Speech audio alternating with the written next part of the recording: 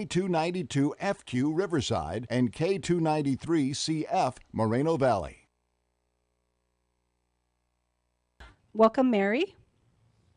Hi, thank you guys for having me again. Hi. Thank you for coming.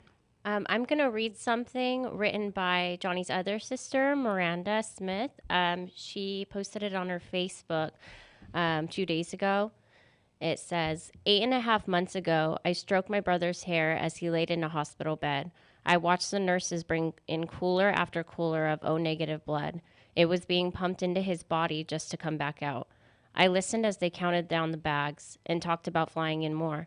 I asked multiple times to donate my O-positive blood, but they said it wouldn't make much of a difference because of how urgently he needed it and the rate that it was coming back out. Still, they continued doing this for hours, with the nurse applying pressure to his body the entire time. They did this until my family was able to get to the hospital to say goodbye to him. They did this until we were ready to let him go, until we had each said goodbye, until after we prayed over him. I'm not sure how many bags it was, but it was at least 8 hours worth. I don't know their names, but I will forever be grateful to the people who donated the blood that kept my brother alive so that we could say goodbye. An opportunity that not everybody gets. I told myself that when I was able to again, I would donate every chance that I got. So that's how I'm spending my lunch break today. Oh, yeah. Okay, so we're going to recap a little bit of the last 2 episodes where we were telling Johnny's story. Johnny Beckham was born in 1987 in Riverside, California at Parkview Hospital. He was very close to his grandpa Dickie growing up.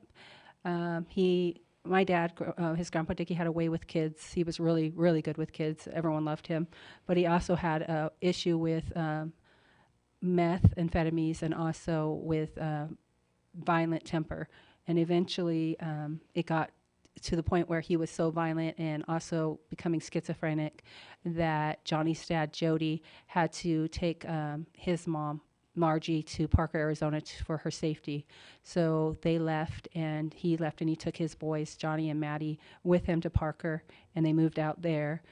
When Johnny was a teenager, he got into a car accident, and he had a pretty severe back injury, and the doctor put him on Oxycodone, I'm not sure how to say it, but he became addicted to that, and then later on in 2008, Jody, his dad, died in a Jeep accident. Jody was into the, Jeeps, the boats, and all that stuff out there at the river, and so he was in an accident. He passed away, and then Johnny met a girl, and he had a little boy. His name is Bobby J, and he's now 9 years old.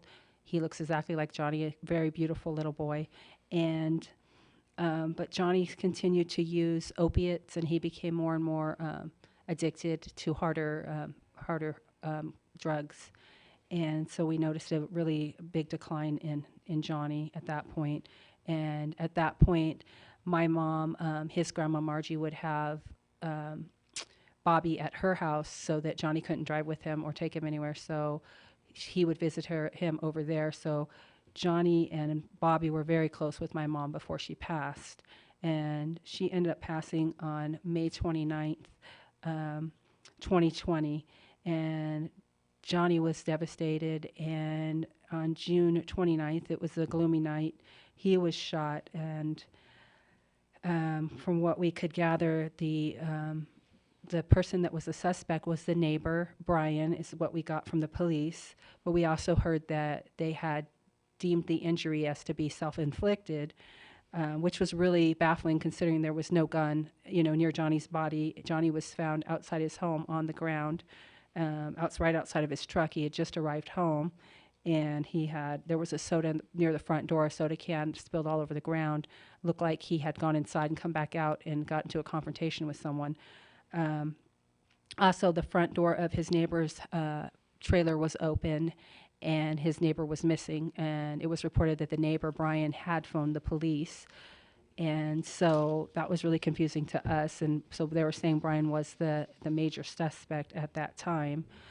And there was also some confusion about which Brian it was, because the police had they put on the initial police report that we saw, they put that it was a different Brian, a Brian M., and they even had his description as, his height, his weight, his address. They had all his details.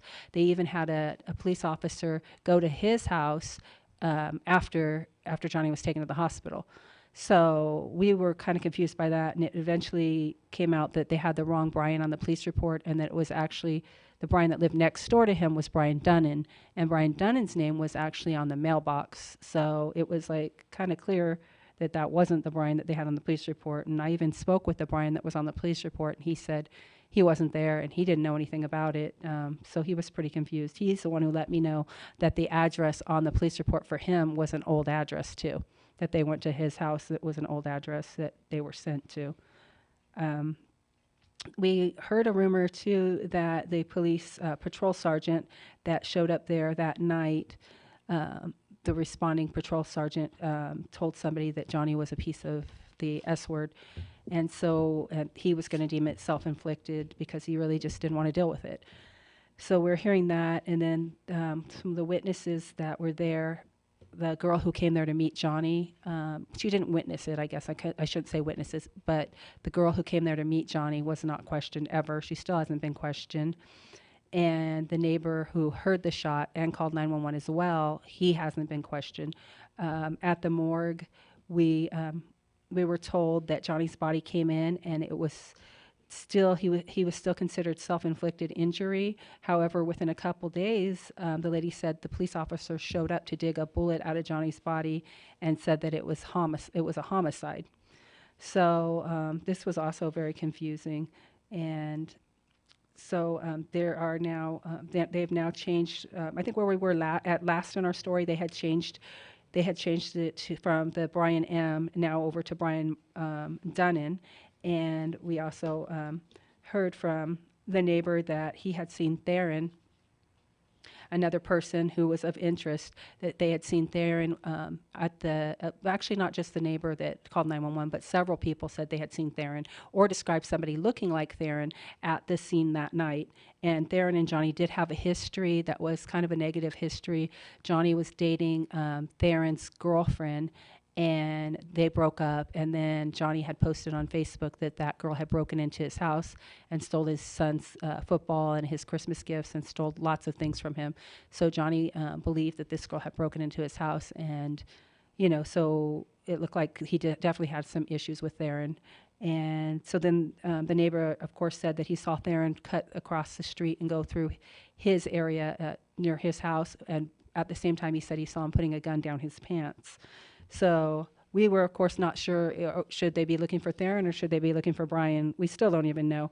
But that's kind of where we're at as far as the story is concerned. I mean, now, right now at this point, there's a bulletin looking for Brian Dunnan out there, and we were handing them out, but we're still not quite sure. And around the same time, when we're out handing out the bulletin, trying to get the word out there to look for Brian Dunnan, I get a phone call telling me, hey, Theron took the police on a chase through Big River. And Big River is a small town very close to Parker. So from what I was hearing was that Theron was at a gas station in Parker, and this particular gas station has a window where people can come up or drive up. Well, from what I heard, Theron was parked at the pump. The police were parked in the drive-up window. Theron walked in to pay for his gas, and the police saw him. Then Theron went back out to his vehicle, didn't put the gas in, jumped in his car and took off, and they followed him. And from what we heard, he led them on a chase through the town of Big River, which I don't know how far Big River is, maybe like 15, 20 minutes up the road.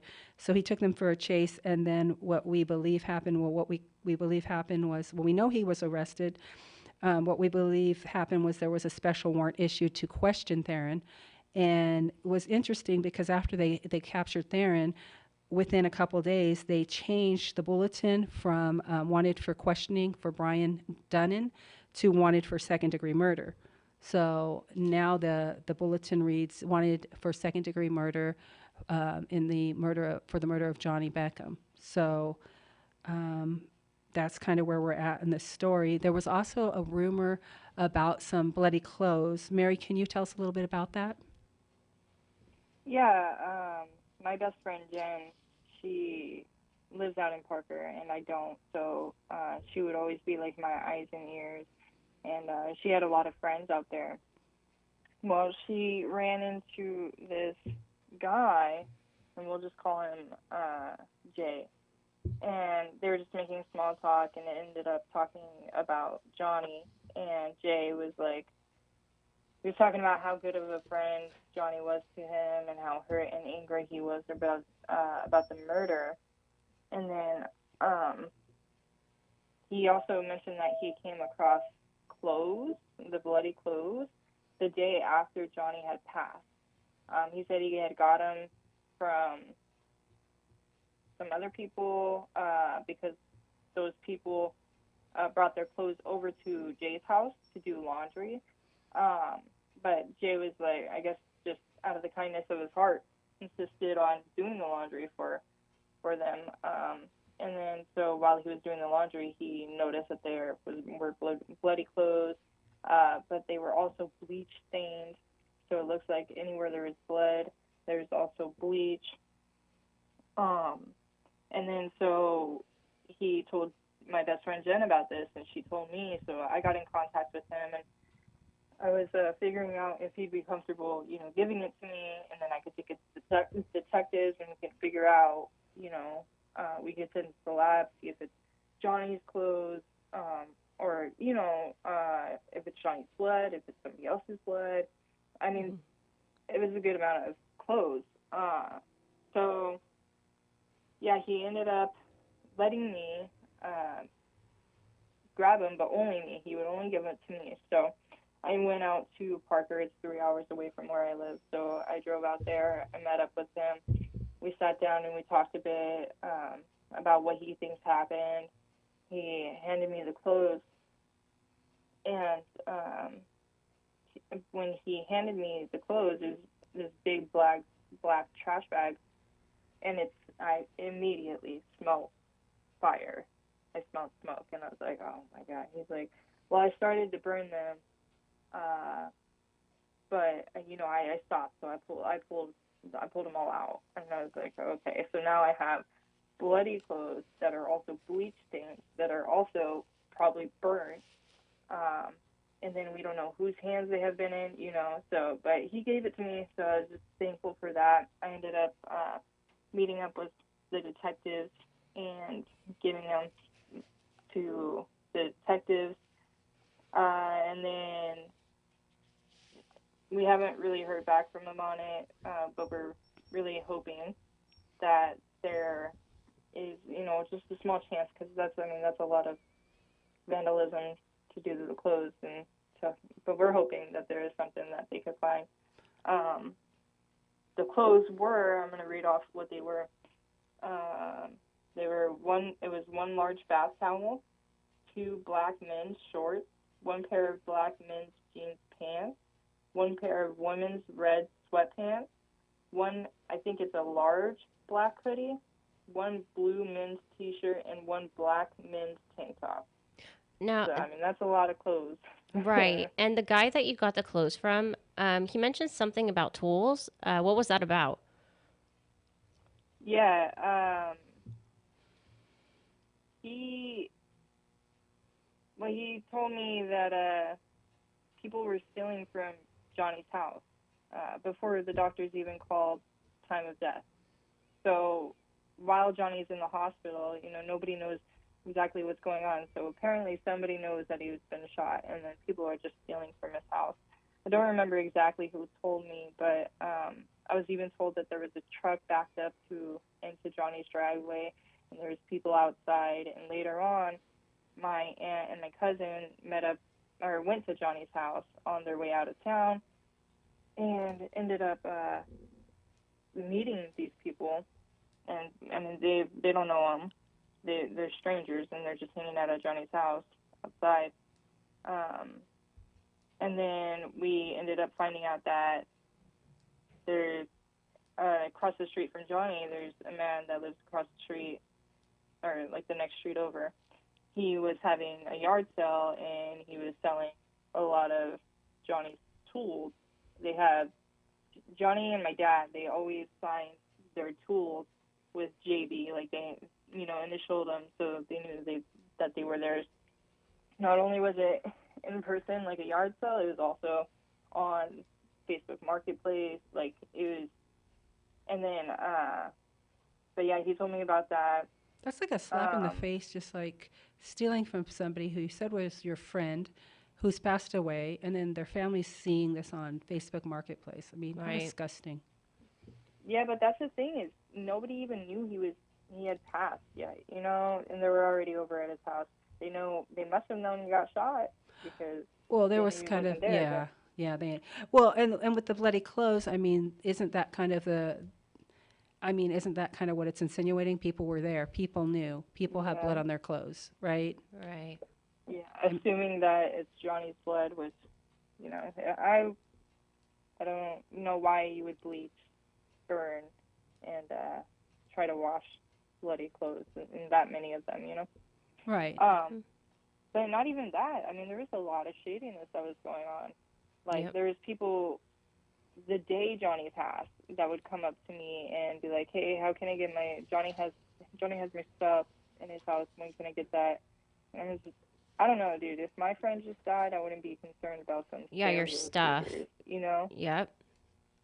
These are people that say they were Johnny's friends, and the biggest thing that hurts me is that Johnny was a true friend to these people, everybody. He was very honest and just a true, genuine person. Well, and some And of those people didn't show up at his funeral either.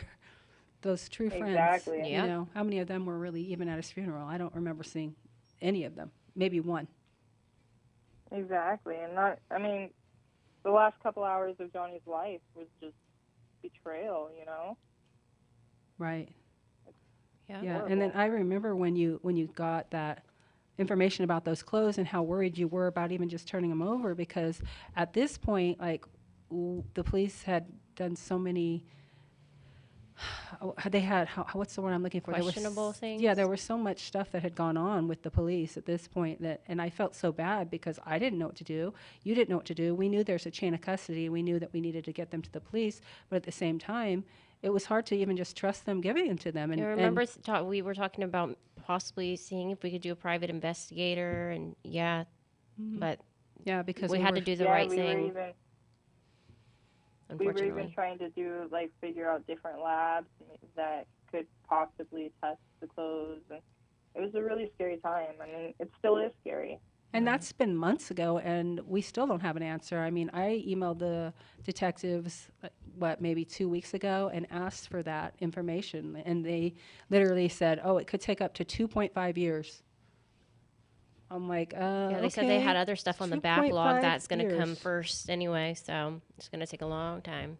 Even though there's a murderer still on the loose, and it could help. Yeah, and it sounds like that's yeah, exactly. Like, it sounds like you don't want this investigation closed if you're allowing that time to happen. If you're allowing it to take that long. I don't know. Well, I mean, you make a good feel point, like right? that has a lot of answers. Right, you make a good point, because what happens if the investigation is closed? A lot of things that have been mishandled, Come to light. come to light. Yeah, exactly. Because then you can get the body cams, then you can get the sheriff's reports, then we can get all the details that are missing right now that we're not allowed to have. The sheriffs aren't giving us anything. They're not giving us any of that stuff.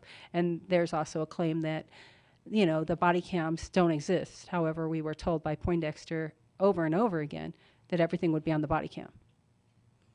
Yep. Exactly. So, I mean, that's really confusing too. It's There is one more thing about the sheriffs, actually. I had a lady reach out to me on Facebook, and she said about a month or two ago, a police officer in Quartzsite, which is 45 minutes away from Parker, asked her what ended up happening with Johnny's case, because apparently La Paz County Sheriff's Office didn't send out a wanted flyer or right. any kind of information to the surrounding towns and cities. That's crazy to me, but it's also very unfortunate because I had another lady send me a photo of the wanted flyer, of Brian Dunnan's wanted flyer that was in a Dollar General in Quartzsite, and on the flyer, written in pen, is leave me alone, will ya? I'm a nice guy. Huh. And that's interesting. Like, what? Yeah. Like, who would take the time to write that out on a flyer inside of a Dollar Either General? himself or somebody who knows him. That's right. That's my thoughts. Mary, you're going to be able to have that available for people to see on Justice for Johnny page. Is that right? Yes, I am. I'm going to do that, and then just a bunch of stuff, yeah.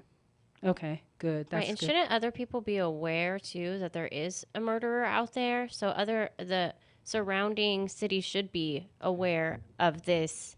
And if it seems to me too that like his hometown is Whittier, California, and it seems to me that I contacted the Whittier police, Yeah. and they didn't seem like they knew anything about it either.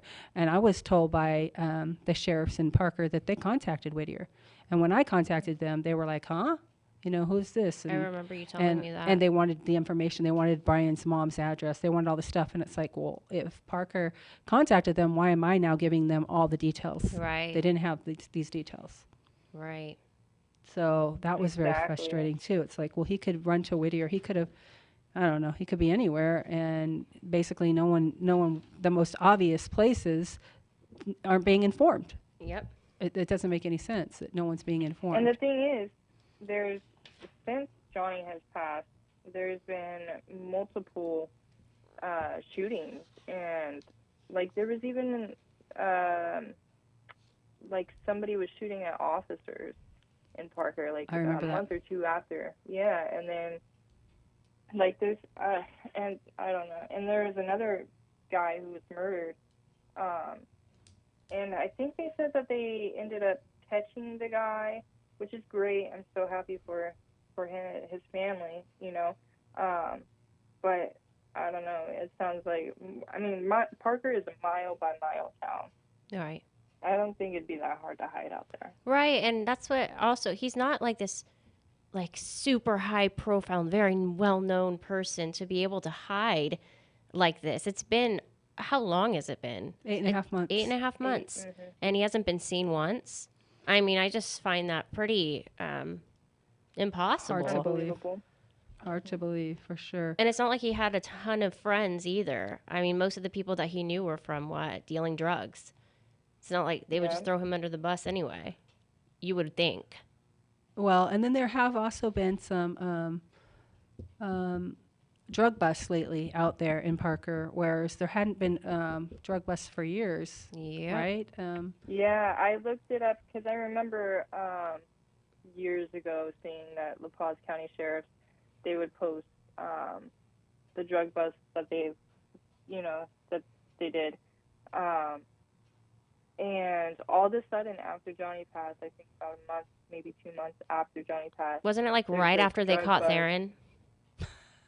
I don't remember exactly. You guys would probably remember more than I would. Sorry. But there have been multiple. Yeah, that sounds about right. Actually. It was That's what because were we talked wondering about that. Yep. Yeah. There's been, I think, 5 or 6 drug busts, and I went back to, I think, at least 2018, and I didn't see one. But all of a sudden, since Johnny has passed, there's been 6 or 7. That's Just crazy. blows And my they're mind. all like La Paz County or in Parker or Sheriff. surrounding. And I know that I've seen some of those on the Facebook. And what I noticed is like, at least on a couple of them, it's a massive amount of drugs. It's not like a small amount. It's a massive amount of heroin and other drugs. But what I noticed is you've got like Sheriff Ponce right there in the front smiling, for the camera. And that's interesting to me. I'm like, okay, so that's, Right. That's their main focus, is catching the That's dealers. what I was going to say. Yeah. Is they're mainly focused on getting drugs and drug dealers off the street, but not murderers.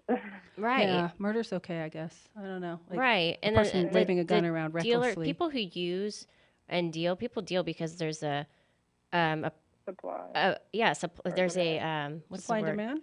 Yeah, there's a need for it. People need it, right? People who want to buy it, they go out of their way to go find it, so people sell it. And they're doing that themselves. The only people that we're pretty much hurting is ourselves. But a murderer, who are Yeah. they hurting? They're killing an innocent person and taking them away from their family for no reason. And they're more focused on going out and finding dealers and getting drugs and catching small time, little criminals, like, criminals. I put, not really, but yeah, instead of going after murderers. Right. And we It's even had a crazy. Or march. even sexual, I mean, rapists and it's just they're not going after the right things. They're going more after, I see it all the time, not just drug dealers and stuff, but also they go after I lost my train of thought. They also go after like prostitution and pimps and pimps, that's a little different, but Well, people who buy sex. Well, I mean, if you think about it, it's the easiest target. It's easy to see those things. You could see those things. Right, but it's they- when you they have to rather- dig deep, and you have to dig deep, and you have to actually investigate and actually show up. When somebody calls in a tip, and leave your meetings and show up when you get a tip that, hey, we saw a Range Rover over here, one street over from Johnny's house. Why does it take the sheriffs an hour to show I up? don't even think. I thought it was next door to Johnny's house. It was I not thought okay. It was at Brian's. Oh, yeah, right. Sorry. Okay, Sorry. so I'm going off on a tangent, so let me just say this. So the reason that I mentioned that was this past week, we got a phone call from a person saying, hey, we saw the Range Rover, or what we thought was Brian's Range Rover, on Fenton, which is like, what, is it a street over, Mary, or is it next? Yes, it's a street over. Okay, one street over from Johnny's house and Brian's house. And Brian was last seen in a Range Rover. And that's not even just according to us, that's according to the police as well. They have it. Well, really quick, he wasn't last seen in the Range Rover. He was last seen in a black Jeep, but the Range Rover did disappear from his house. Okay. Immediately following the flyer. Okay. The first flyer. Okay. Sorry. So, okay, that's okay. But so then the person called, said they saw what they thought was the Range Rover over on Fenton. So she called the police, and by the time that she got a hold of us, she had said that she had been waiting an hour for them to come. She was literally sitting there watching the vehicle, waiting for an hour. And then the vehicle left there and went to a storage unit.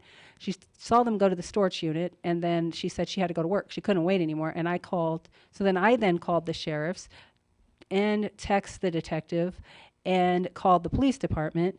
And by the time I got a hold of the police department, they transferred me back to the sheriff's dispatch, and that dispatch told me they ran the plate and it's not the same vehicle. Well, the girl who called me already told me that the plate was not matching, that it was like now a California plate instead of an Arizona plate. So, but I thought the other one didn't have a plate. It was like a paper plate, right? Yeah, it was the original Range Rover had a paper plate, which was, So how could it not could match? be easily It's not be. even- It was a yeah. paper plate for Arizona, which could have easily been removed. Right. So it was frustrating to us. And I asked the girl, I said, what does the person driving the vehicle look like? And she said, he was a tall person wearing a baseball cap and sunglasses. So, I mean, it very well could have been Brian. But then when I asked the dispatcher on the phone, well, did they pull him over? Did they check to see who the guy was? She said, oh, yes, they did. Yes, sir. And I was like, and then she laughed and said, yes, ma'am. So she kind of laughed and said, yes, ma'am. I don't know if I scared her, and she called me sir. But at any rate, it just didn't give me a lot of faith. Right. It's like you didn't check the VIN number. I don't know. How do you check on these things? And then the week before that, we had heard that there was a Chevy truck inside of in Brian's driveway. And I had emailed the detectives and asked them about the Chevy truck. And they said, thank you for the information. We'll get back to you. Or they didn't even say we'll get back to you. They just said thank you for the information. So at this point, after, then the detective, after the Range Rover, after spotting the Range Rover, the detective got back to me after I talked to the dispatch, and he said that he was in a meeting. He was in a meeting. And then he said that they checked on it. It wasn't Brian. And then I asked about the Chevy truck, and he said, oh, well, that truck belongs to Brian's sister, and they're moving all of the stuff out of the trailer and selling the trailer. So it kind of like in my mind, I was like thinking, well, okay, so the family's there moving everything out of the trailer. The Range Rover, there's a Range Rover there going to a storage unit. So even if it's not Brian, it could be the same Range Rover. It could be in connection with Brian. Right. And then I'm wondering, like, why are they selling everything to, like, give him the money so he can, keep running? I don't know. It's just frustrating. Yep. The whole thing was just, frustrating. I agree. Yeah. I mean, what's the most frustrating part is we don't get definitive answers from the detectives, so it's almost like, I don't know. I feel like we have to do everything ourselves and really make sure. I don't feel like the case is being taken seriously. I think it was very poorly handled in the beginning as well. Yep. And it scares me. Yeah. Yeah, and then I forgot to mention too earlier in the story. At one point, someone had told me that there should be multiple police reports, and I only received one originally, and I wasn't happy with the one I received anyhow. But I was told that everyone on scene was supposed to create a report. Now the sheriffs were already refusing to give me any of their reports because they said it was an ongoing investigation. So I contacted Parker PD and asked for the reports of the other police officers that were there. There were 2 other police officers there that night. And they told me, okay, we'll give that to you. But then they told me it'll be a supplemental report. And so I waited maybe a week and didn't get the report. I waited another week and didn't get the report. And I also asked at this time for the dash cams. And so I called them back and they were like, oh, yeah, we had it. We've had the report waiting for you and whatever. So then I asked them again about the dash cams, which they told me they would get for me. And they said, oh, well, our sergeant or somebody is going to call you, our chief of police is going to call you back regarding that. But we'll send over the supplemental report. So I got the supplemental report, and I was pretty shocked because the supplemental report literally says in it that the sheriff's sergeant, the patrol sergeant, and the officers walked into Brian Dunnan's trailer, and they saw a gun sitting on the table. I think it was a revolver, if I remember right. But they saw it sitting there, and then they just walked past it, and checked the house, and left it sitting there. And literally, it says that on the police. This is the house with the door open, right? The door is open, and it's the person who called 911 Right. to report the incident. And so it was the person's gone, and there's a gun sitting there on Yeah, the table, and there's no gun on the scene next to Johnny. no, and Johnny's body is literally what, like, I don't know how many feet away. Maybe 30 feet. Yeah, like away from this trailer where the gun is located. The guy left. I even heard one report that one of his shoes was in the front on the porch, just like sitting there, like if he ran himself out of his shoe. Front door open. Supposedly his dog was out. I mean, and yet you walk in, you see a gun, and you leave it there. They left the gun there. It says it on the report that they left it, right? Yeah. Right. It says it on the report. I think it says it twice because if I remember right, he says that they walked through. It does. Mm-hmm. They walked through. They saw the gun. They left. Then they went back. Seemed like that saw the person gun was again. really, they were reiterating the fact that we saw the gun twice and we left it there. Yep. So yeah, they left the gun sitting. Keep in mind, it's the police department, the PD. They were just there to assist. Right. The first on scene, right. which was the sheriff. Right. Right. And for the audience. Right. So which it wasn't really their it decision. They never went back to go search his house again or anything like that because now his sister came and got all of his stuff. It's all gone. There's nothing. Well, and there was even one point in time where we were told that that people believe Brian came back because his hair was inside there. He had a long ponytail when he fled. That was just a speculation, though, right? Like it was like a rumor, That's but we what don't we know heard. for sure. We That's heard what we that heard. there was hair, but who was in his house? People were saying supposedly someone went in there and saw hair, that his hair was in there, and that they speculated that he cut his hair. Yeah, the person who said what they said was Brian's family is in town, and they said that he must have cut his hair because there's hair in the trailer. And it's just, why would not saying that if my sister committed murder or something that I'm going to go tell whoever she murders family. You know what I mean? That she cut her hair. But why would Brian's family go out of their way to tell this person? You know what I mean? Yeah. That Brian cut his hair. Right. What would be their motive in telling Yeah. and mentioning that he cut his hair? Yeah. I don't know. It's been a lot of things like that we've been hearing, and it's frustrating, and it's kind of scary. It is. It's very frustrating because knowing that Johnny's house has been, broken into and robbed, and then not even just Johnny's, but I've heard Brian's house has been robbed. I've heard that people are, stealing vehicles. Who knows whether it's true or not, but now knowing that these people that say that they're Johnny's friends really are taking stuff from him. Well, and let's keep in It's mind hard that to trust. right, and keep in mind too that there's all these clothes that have blood on them, and we have some idea of who we think they might be. Those same people have told us, "Oh, we weren't there. We weren't there. We didn't see a thing." So that's just total disloyalty. Yep. Complete. So that's very frustrating to me that, you're hearing from these people, "Oh, we weren't there." But I also heard from one person who said that they weren't there later, that, "Oh, Johnny stood up and he fought, and he's a fighter and he stood up and he didn't go down without a fight," and blah blah blah. And I'm like, were you there?" Right. And then I was like told, "Go talk to so and so." And at that point, I was And that so person had so nothing to say tired and either. so I was so exhausted and I was so confused at Everyone's that point. giving us the runaround. It's just, yeah.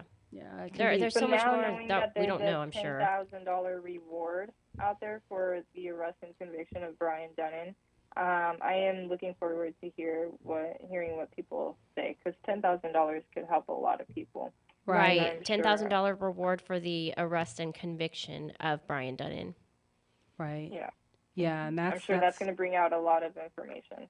we're valuable hoping, information. yeah, we're hoping that helps and brings out some information. He's going to get caught eventually anyway. So if anybody knows anything, they might as well turn him in and get the money. Right? Mhm. Exactly. Exactly. We are, at this point, I think it's probably a good place right now to go ahead and play part of a song that Johnny wrote with his cousin Bobby and his uncle Bobby. We don't have the entire song in its entirety, but we do have, I think, the first portion of it. It might be a little bit graphic, so that's a trigger warning for you out there. But we will have it posted on Justice for Johnny Beckham, in its entirety, unedited. But keep in mind that there's some suicide references and there's some other graphic content. And this was written right after Johnny's father passed away, so he was in a really, really bad state of mind at this point. This completely flipped his world around. But before we do that, Mary, is there anything you want to say? Yeah, I just wanted to thank everybody who has reached out to us with information. Even the smallest details can be extremely helpful because, like I said, we have been hearing a lot of he said, she said stuff, and we keep everything in mind, and we really try to connect the dots. I also wanted to give a very, very special thank you to my little sister, Miranda Beckham. She jumped into action and began setting up a GoFundMe, funeral arrangements, a rifle for reward money, all right after we had just had our grandmother's funeral. So, She's awesome. extremely helpful Love Miranda. during it. Love Miranda. And she was going through a lot in her life at that time. She's such a good girl. Right. I wanted to just give another special thank you to my Aunt Tammy. She is the one who selflessly put up the $10,000 reward for the arrest and conviction of Brian Dunnan. And then I wanted to thank you guys, Alyssa and Michelle, for the countless hours you guys have spent with me on the phone discussing possibilities and our next moves, for always asking questions, doing countless hours of research, and for fighting so hard for justice for Johnny. And lastly, I wanted to thank everybody else who has donated or sent thoughts and prayers or even listened to the podcast. When Miranda set up the GoFundMe, we had a goal of $3,000, and we surpassed that. goal by a couple grand within just a week. Yeah, So yeah, any yeah. money that was, residual, we ended up giving that to Johnny's son, Bobby. Awesome. But you all have done more for us than we could ever express. So thank you for your support, time, and money, and we really, really appreciate it. Right. Yes. And people donated too. It was only a month after Grandma passed away, and they had donated for her funeral. Yeah, So people, yeah, they really, really supported us through this. yeah, Yes, extremely. yeah, they did. And we're very grateful for that. So we'll play the few. It's probably about 2 minutes of the song that we have ready, and then after that, I'll go ahead and share a memory of Johnny, and then you know, I think that we want you to remember to add us on Facebook for Justice for Johnny Beckham. It's important to us, and any tips or leads you might have. We know that he has he has ties in Blythe. It looks like possibly courtside at this point, Whittier, California. These are places where you can look out. And also, if you can share his page with any of your friends or family, and share any of these podcasts, you can find us on iHeartRadio or on YouTube or at KCAA Radio. So we'll go ahead and play that little clip for you.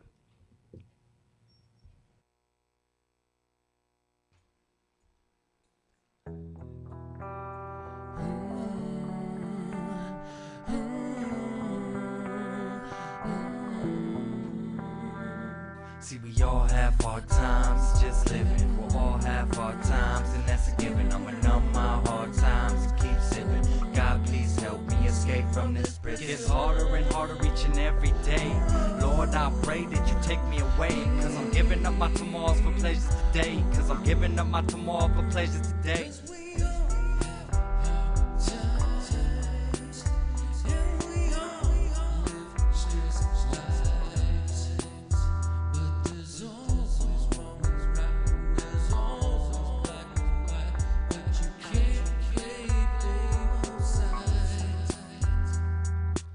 My life is at its worst, just listen to the words in this verse. Wondering if I'm cursed, broke as fuck, so watch your purse. In my future, all I see is a hearse. Feeling like the preacher's speaking to me in church. Trying to stay clean, but Cali's full of drugs. Trying not to bang, but all my friends is thugs. My heart's filled with anger, but still got love. The devil's pulling me down and God's pulling me up. Two sides of me, a Riverside G. The other side of me loves unconditionally. The other side of me loves unconditionally. See, we all have hard times, just living. We'll all have hard times, and that's a given. I'ma numb my hard times and keep sipping. God, please help me escape from this prison. It's harder and harder each and every day. Lord, I pray that you take me away. Cause I'm giving up my tomorrows for pleasures today. Cause I'm giving up my tomorrow for pleasures today. One of my closest uncles just passed. Ain't got no job and my car's out of gas. Trying to get an interview, but they won't look past the bald head dropout with the saggy pants. Even tried to be respectable and left my rag. It seems like nobody understands but my dad. My girl's trying to stay with me but says she can't. Go to sleep pissed off and wake up mad. Dreaming the shit I ain't got, hoping that I'll have. Knowing my life ain't at its worst, but this a drag. If you told me this would be me now, I just laugh. Trying to move forward, but the streets keep calling me back. Calling me back, calling me back. We all have hard times, and that's a given. I'ma numb my hard times and keep sipping. God, please help me escape from this prison. It's harder and harder each and every day. Lord, I pray that you take me away. Cause I'm giving up my tomorrows for pleasures. Okay, so that was Bobby and his cousin, or I'm sorry, Johnny and his cousin Bobby and his uncle Bobby singing their song called "Hard Times." Johnny's part is a little bit too explicit to play online, so or on air. So you'll have to listen to it online on Justice for Johnny Beckham. Yeah, if you want to hear the rest of the song. I remember when Johnny first made this song. It was my dad who passed as well, and I related to the song so much. I played that song for months. I even I was 15, okay? But I even wrote my own verse to the song.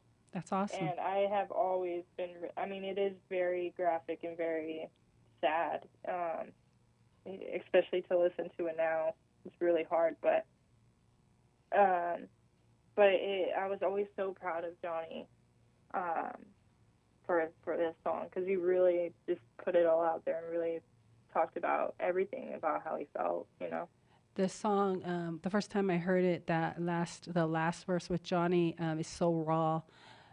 Even now today, I listen to it in the car and I cried because Yeah, all of us did. it breaks your heart. Even still, yep. It really is heartbreaking, and at the end, it's just the verses like, it's definitely shows his state of mind about, You could feel it. Yeah, he's talking about popping prescription pills and hoping he gets killed, and it's so harsh, and just that his siblings are really like his motivation for living in his life. And This I is think before he had his son as well, too. yeah, and I think that it speaks to a lot of us because, and maybe not everyone has those thoughts, but I mean, we all have like been through such bad times to where like the only thing that keeps us going sometimes is another person, is the motivation of like being a parent or being a sibling, those other people that we love. I mean, if we can keep in mind that there's people out there that we mean the world to, and that it's just one day, it's just today is bad, tomorrow's going to be better, or maybe next month or next week will get better,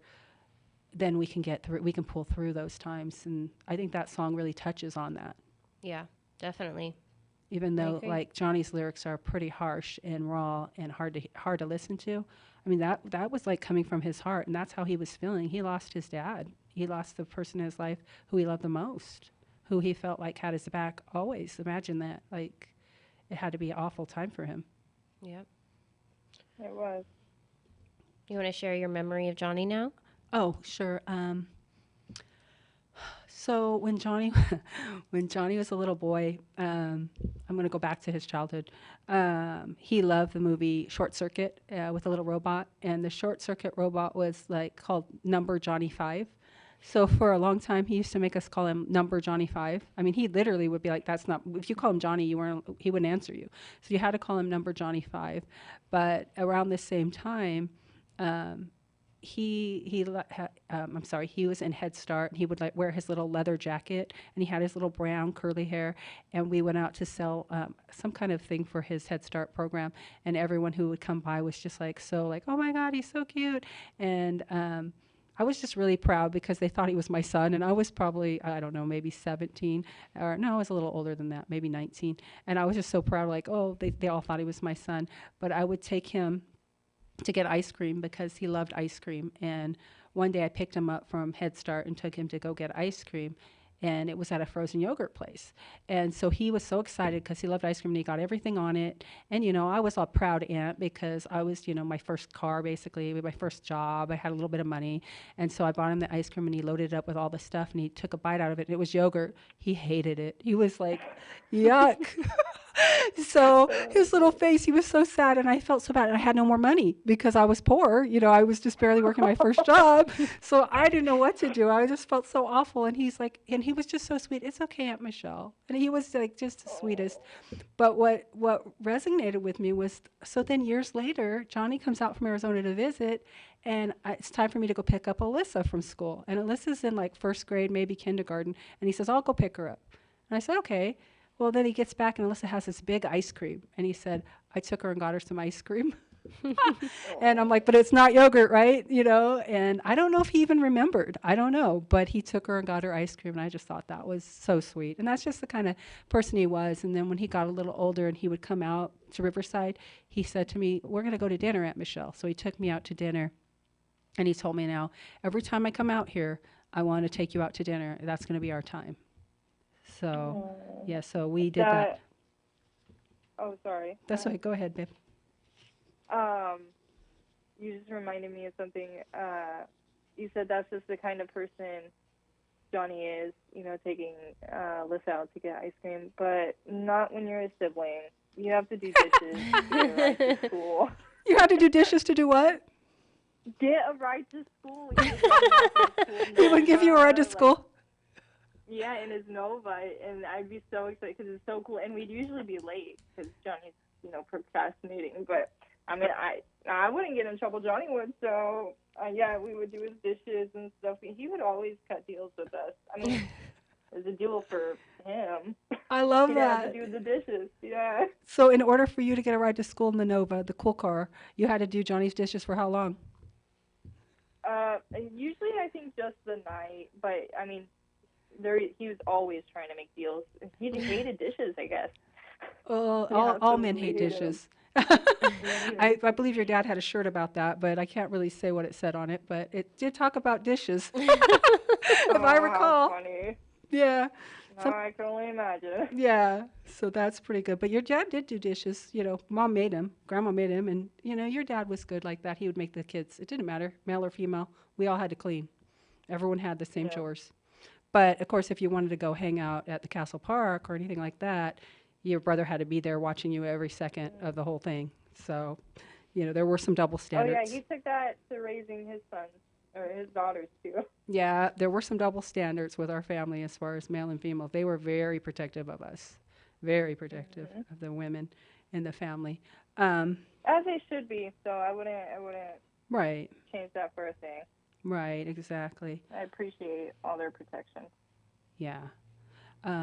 Me too. I do too. And, we do need to protect our girls. We need to protect people in general. But, yeah, I mean, we're blessed to be raised in a family where they paid attention to that, Even if it was a dysfunctional family, they did pay attention to protecting their kids. They did. I want to also talk about Kids with Kindness. Oh, we got 2 minutes. Okay, so Kids with Kindness is having their Big Queen Bingo at Hamburger Mary's on Thursday, April 7th. And so you can get your tickets for that on Kids with Kindness on Facebook. And wondering if we can play us out with the song Hard Times. Okay, so we're going to go ahead and play Hard Times and play us out. And thank you for listening to KCAA, 1050 AM, 102.3 FM, 106.5 FM. Goodbye, Mary. Thanks, Mary. Goodbye. Love you. Thank you guys. I love you.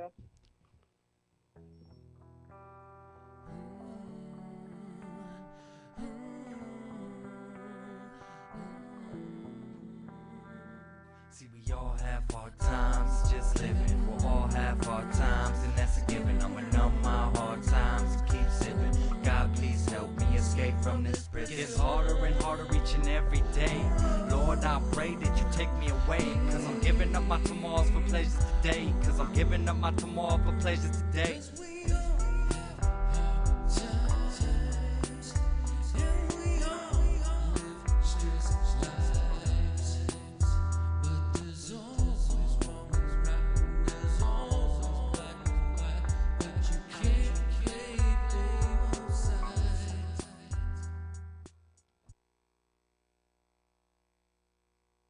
The most diversified radio station on the dial, KCAA. Emma